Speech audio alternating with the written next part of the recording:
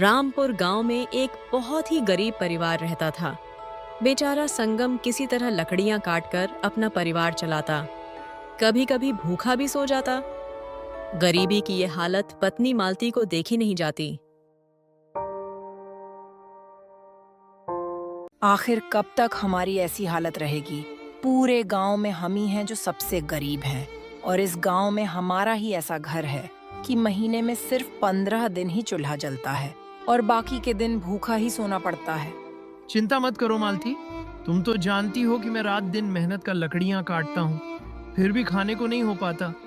भगवान ने चाहा तो एक ना एक दिन हमारा भी वक्त जरूर बदलेगा। आप कब तक इसी तरह जंगल में लकड़ियां काटते रहेंगे? कोई ढंग का काम क्यों नहीं कर लेते जिससे हमारे सभी दुख दूर हो जाते? मैं तो और स्त्रियों की तरह सोना चांदी भी नहीं मांगती, यहाँ तक कि साड़ी भी नहीं मांगती। मैं तो बस इतना चाहती हूँ कि हम दोनों के लिए पेट भर के खाना तो मिल सके। ठीक है मालती, मैं तुम्हारा दुख समझता हूँ। मैं लकड़ी काटने के साथ साथ कोई दूसरा काम भी ढूंढता हूँ। ऐसे में एक महात्मा भूखे प्यासे रास्ते से गुजर रहे थे। तभी रास्ते में संगम का घर पड़ता है और महात्मा अपनी भूख प्यास मिटाने के लिए संगम के घर जाते हैं और पुकारने लगते हैं। अरे कोई है? घर में कोई है? अरे हाँ, कौन है? बाहर आता हूँ। क्या चाहिए आपको? बेटा 3 दिनों से कुछ खाया पिया नहीं हूँ, भूख के मारे चल भी नहीं पा रहा हूँ। क्या तुम मेरी कुछ मदद कर सकते हो? तुम मुझे कुछ खाने को दे सकते हो? तुम्हारा बहुत ही उपकार हो जाएगा बेटा। बाबा, बहुत दुख के साथ कहना पड़ रहा है, मैं और मेरी पत्नी पिछले 2 दिनों से कुछ खाया नहीं। मेरे घर में भोजन का एक दाना भी नहीं है। मैं तो जंगल में लकड़ियां काटकर किसी तरह अपना परिवार चलाता हूँ और पिछले कुछ महीने से जंगल में अच्छी लकड़ियां भी नहीं मिल रही जिससे मैं ज्यादा लकड़ियां काट सकूं। मैं काफी दुख में हूँ। मैं आपको खाने को कुछ भी नहीं दे सकता, लेकिन मैं आपको पानी जरूर दे सकता हूँ। क्या आप पानी पियेंगे? ठीक है बेटा, कम से कम पानी से प्यास ही बुझा लूं। तुम मेरे लिए पानी ही लेकर आओ। बाबा, आप कुछ देर यहाँ रुकिए, मैं आपके लिए बाहर से कुछ इंतजाम करता हूँ। तब तक आप इस छाये में आराम कर लीजिए। नहीं बेटा, मैं बहुत जल्दी में हूँ, मैं अभी रुक नहीं सकता। मैं एक बात कहूँ बेटा, तुम एक दयालु और सच्चे ईमानदार व्यक्ति हो। तुम्हारी इस नेक और ईमानदारी को देखकर मुझे अच्छा लगा। मैं तुमसे प्रसन्न हो गया। मैं तुम्हें वरदान देना चाहता हूँ, जो तुम्हारी इच्छा चाहे मांग सकते हो। अरे नहीं बाबा, नहीं। बाबा, आपने तो मुझे बहुत दुविधा में डाल दिया। भला मैं आपसे कौन सा वरदान मांग सकता हूँ? जल्दी बोलो बेटा, मैं बहुत जल्दी में हूँ। अभी मुझे बहुत दूर जाना है।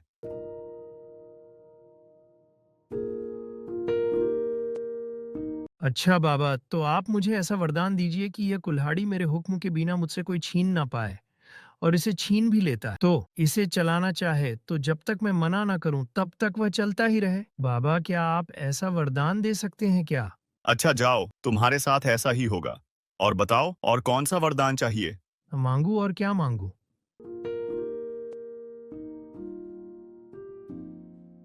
अच्छा बाबा, ठीक है। ये जो कुर्सी है, इस पर जो भी बैठे वह मेरे हुक्म के बिना इस कुर्सी पर से उठ ना पाए। अच्छा जाओ बेटा, तुम्हारी ये मनोकामना भी पूरी होगी। और क्या मांगना चाहते हो और क्या चाहिए? जरा सोच समझकर मांगो बेटा। और क्या मांगू बाबा? चलो, आप कह रहे हो सोच समझकर वरदान मांगो तो ठीक है। अच्छा बाबा, इस थैली में मैं जो भी रुपए रखूं वो मेरे सिवा और कोई नहीं निकाल पाए। अच्छा ठीक है, ऐसा ही होगा। ये 3 वरदान देकर महात्मा वहां से चले जाते हैं।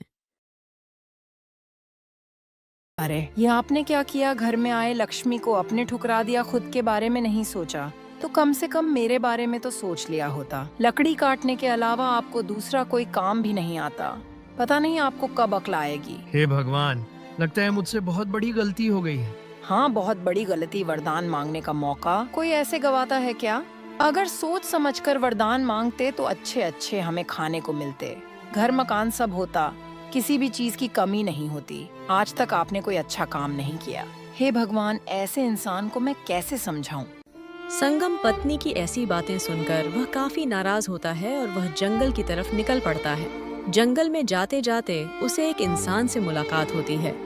क्या बात है बेटा, ऐसे उदास होकर आप कहाँ जा रहे हो? अपनी पत्नी से नाराज होकर आप जंगल में आ गए हो। कोई परेशानी है बेटा? तब संगम ये सोचने लगता है कि मैं पत्नी से नाराज हूँ, लेकिन इसे कैसे पता चला? लगता है यह कोई मायावी राक्षस है। देखते ही देखते संगम की नजर उसके पैरों पर पड़ती है और देखता है कि इसका पैर इंसानों की नहीं बल्कि जानवरों की है। तब उसे पूरा यकीन हो जाता है कि यह शैतान है और यह आदमियों को अपने बस में करता है और गुलाम बनाता है। अरे क्या सोच रहे हो, जरा मुझे भी तो बताओ। अरे तुम कुछ बोलते क्यों नहीं? मेरी बात सुनकर तुम कहाँ खो गए? प्रणाम मालिक, मैं अचानक से आपको देखा तो चौंक गया और सब कुछ भूल गया। कोई बात नहीं बेटा, सब ठीक तो है ना? और क्या बताऊं मालिक, 2 वक्त का खाना भी मिलना मुश्किल हो गया है। तब यह शैतान मन ही मन सोचता है कि लगता है मैं इस इंसान को जल्द ही अपने बस में कर लूंगा। अच्छा तो यह बात, तुम इतना दुखी हो तो तुम मेरे पास ही नौकरी कर लो, मैं तुम्हें बहुत सारे पैसे दूंगा। तब संगम मन ही मन सोचने लगता है, लेकिन संगम जो इतनी मुश्किलों में था, किसी को पता हो या ना हो, लेकिन मुझे तो पता है शैतान के काम में फांसने पर दोबारा वापस नहीं निकल सकता। पर अभी जो मेरी हालत है उससे जीने से क्या फायदा और मरने से क्या। मैं समझ गया तुम क्या सोच रहे हो, मैं तुम्हें कितना पैसा दूंगा, यही सोच रहे हो ना? हाँ मालिक, मुझे इस बात का चिंता तो है ही। मैं वही सोच रहा था कि आप मुझे कितना पैसा देंगे। अच्छा ये लो तुम पैसा, तुम इसी पैसे से अपना काम चलाओ, खाओ पियो और मस्त रहो। जाओ, मैं तुम्हारे पास 6 महीने बाद आऊंगा, तब तुम्हें मेरे साथ चलना होगा। याद रखना, मैं आऊंगा जरूर। हाँ हाँ, जरूर चलूंगा। आप मुझे जाने की आज्ञा दीजिए। संगम यह पैसा लेकर अपने घर की तरफ निकल पड़ता है और रास्ते में उसने कुछ खाने पीने का सामान खरीदा और वह घर पहुंचा, जहां पर उसकी पत्नी दुखी होकर अपने पति का इंतजार कर रही थी। बैठे बैठे क्या सोच रही हो मालती? आओ देखो मैं कितना सामान ले आया हूँ, खाने पीने की भी चीज लाया हूँ। मालती ये सोचने लगी कि बिना काम के इतना सारा पैसा आखिर कहाँ से मिला।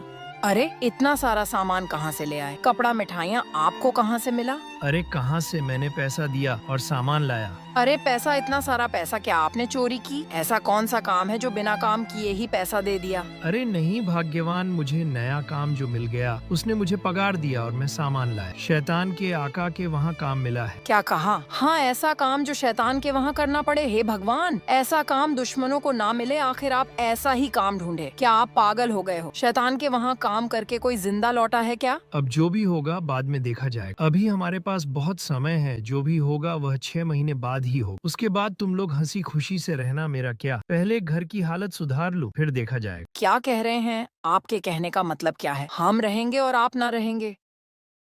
संगम घर पर रहता, अपना काम करता, खाता पीता और अपनी पत्नी की वो सारी कमी को पूरा किया जो उसे चाहिए होती है। और ऐसा करते करते 6 महीने कब बीत गए संगम को पता भी न चला। एक दिन संगम लकड़ी काट रहा होता है, तभी वह शैतान वहां आ जाता है। क्यों बेटा, तूने सारा काम कर लिया ना? तभी संगम शैतान को देखकर चौंक जाता है और मन ही मन सोचने लगता है। संगम को यह चिंता सताने लगी कि लगता है यह शैतान आज मुझे लेकर ही जाएगा। वह काफी डरा हुआ था। आखिर वह करे भी तो क्या करे? 6 महीने का वादा जो हुआ था। अरे ये क्या, ये तो वही शैतान है। लगता है 6 महीने बीत गए, मुझे ही लेने आया होगा। कमजोर बनने से काम नहीं चलेगा, कोई ना कोई उपाय ढूंढनी होगी। क्या करूं अब, मैं क्या करूं? अच्छा, महात्मा का दिया हुआ वरदान आज मैं इस्तेमाल करूंगा। क्या सचमुच ये वरदान सफल साबित होगा? देखता हूँ। तुम्हें याद है ना, वो वादे 6 महीने खत्म हो गए हैं। अब चलो मेरे साथ। अरे जल्दी चलो। अरे हाँ मालिक, चलता हूँ ना, अभी चलता हूँ। लेकिन मालिक, अगर मैं ये काम खत्म कर लेता तो मेरे घर के लिए बहुत अच्छा होता। आप मेरे मालिक हैं, क्या मेरे ऊपर एक उपकार करेंगे? उपकार कैसा? जब तक मैं सब लोगों से विदा लेकर आता हूँ तब तक इस लकड़ी को आप काट सकते हैं क्या? बस इतना सा उपकार कर दीजिए ना। अच्छा ये भी कोई काम है? ठीक है तुम जाओ, तब तक मैं कुछ लकड़ियां काट देता हूँ। तुम जाओ और जल्दी से मिलकर आओ। शैतान लकड़ियां काटने लगता है, लेकिन उसे क्या पता था कि संगम अपने महात्मा के दिए हुए वरदान का इस्तेमाल कर रहा है। शैतान लकड़ियां काटते काटते थक जाता है, लेकिन उसके हाथ से कुल्हाड़ी नहीं छूटती, वह कटता ही जाता है। तभी संगम सोचते हुए घर से बाहर आता और बोलता है। अरे मालिक, आप अभी तक लकड़ियां काट रहे हो? ठीक है, लकड़ियाँ काटते रहो। अब मजा आया ना? अब पूरी उम्र लकड़ियाँ काटते रहो। अरे भाई, मुझे इस लकड़ी काटने से मुक्त करो। मैं लकड़ियाँ काटते काटते थक चुका हूँ, लेकिन मेरे हाथ से कुल्हाड़ी नहीं छूट रही है। मैं तुम्हें और सारा पैसा दूंगा, लेकिन मुझे छुटकारा दिला दो और 6 महीने के लिए छुट्टी देता हूँ। मुझे छोड़ दो। अरे 6 महीने की छुट्टी? अरे वाह! और इतना सारा पैसा, ये हुई ना अक्लों वाली बात। चलो मैं तुम्हें छुटकारा दिला देता हूँ। इतना सुनने के बाद संगम उस शैतान को महात्मा के दिए हुए वरदान से मुक्त कर देता और संगम अपने पत्नी के पास सारे पैसे ले जाता है। अरे सुनती हो, इधर आओ। अरे क्या हो गया आपको, कितना चिल्लाते हो? लक्ष्मी आई है, जल्दी से इधर आओ। देखो देखो, ये देखो कितना सारा पैसा। देखो मैं चालाकी से शैतान से बच गया और इतना सारा पैसा और 6 महीने की छुट्टी भी मिल गई। ये तो अच्छा हुआ, लेकिन 6 महीने बाद वह फिर से आएगा। बाद की बात बाद में देखेंगे, अभी अच्छे से खाना पीना रहना है। 6 महीने कैसे बीत गए पता भी न चला और संगम फिर से लकड़ियां काट रहा होता है और ऐसे में शैतान एक बार फिर से वहां आ जाता है। अरे बेटा, कैसे हो? ठीक हो ना? आज भी तुम लकड़ियाँ काट रहे हो? चलो ठीक है, तुमको इससे छुटकारा दिलाता हूँ। चलो, अब मेरे साथ वादे के मुताबिक 6 महीने बीत चुके हैं। चलो जल्दी चलो। संगम फिर मन ही मन सोचने लगता है कि अब मैं क्या करूं। ठीक है, मैं आपके साथ चलने के लिए तैयार हूँ। मैं अपना सामान और आपके लिए पानी लेकर आता हूँ। ठीक है, तुम जाओ और जल्दी आओ। तब तक मैं इस कुर्सी पर आराम करता हूँ। संगम घर में जाता और अपना सारा सामान लाता और जाने के लिए कहता है, अरे मालिक चलिए, मैं आ गया। मैं जाने के लिए ही आया हूँ। लेकिन शैतान उस कुर्सी से उठ नहीं पाता। शैतान करें भी तो क्या करें? संगम बार बार कहता है, मालिक चलिए, मैं जाने के लिए ही आया हूँ। अरे मालिक चलिए, मैं आ गया। मैं जाने के लिए ही आया हूँ। तब शैतान परेशान होकर कहता है, अरे बेटा, क्यों मुझे परेशान करते हो? ऐसा क्यों करते हो? मैं इस कुर्सी से क्यों नहीं उठ पा रहा हूँ बेटा? कैसे उठ पाओगे? जो भी इस कुर्सी पर बैठता है वह मेरे हुक्म के बिना नहीं उठता। अब आया ना मजा? इस बार मुझे माफ कर दो। जो तुम्हें चाहिए वो तुम ले लो, लेकिन मुझे इस कुर्सी से आजाद कर दो। ठीक है, मैं तुम्हें आजाद कर दूंगा, लेकिन बदले में मुझे पैसा और साथ में 6 महीने की छुट्टी दे दो, तभी मैं तुमको आजाद करूंगा। ठीक है बेटा, लेकिन अगली बार तैयार रहना। और यह कहकर शैतान चला जाता है और संगम एक बार फिर से अपने कामकाज में लग जाता है। धीरे धीरे फिर 6 महीने बीत जाते हैं और एक बार फिर शैतान वापस आता है, लेकिन इस बार शैतान कुछ चालाकी करता है। अच्छा, तो पिछली 2 बार जब मैं आया तो ये अपनी चालाकी से मुझे अपने जाल में फंसा लिया, लेकिन इस बार मैं इसके जाल में नहीं आने वाला। ये पैसे का भूखा है, क्यों ना सोने का पैसा बन जाऊं और खुद ही वह घर में मुझे ले जाए। और वह सोने का सिक्का बनकर रास्ते में पड़ा रहता है। तभी संगम वहां से गुजरता है। रास्ते में उसे सिक्का मिलता है और उस सिक्कों को संगम उठा लेता है। अरे ये क्या सोने का सिक्का? चलो इसे अपने थैले में रख देता हूँ।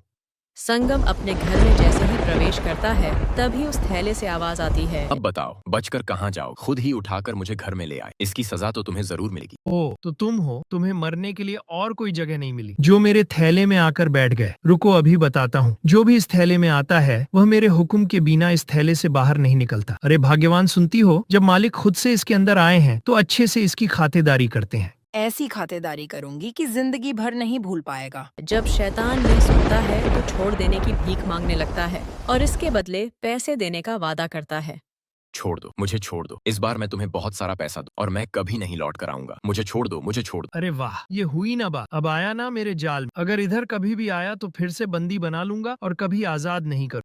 शैतान अपनी जान के बदले खूब सारा पैसा देता और वह आजाद हो जाता है। इधर मालती और संगम अपना जीवन खुशी खुशी बिताने लगते हैं। इसलिए कहा गया है, काम से बड़ा कर्म होता है और कर्म से बड़ा वरदान।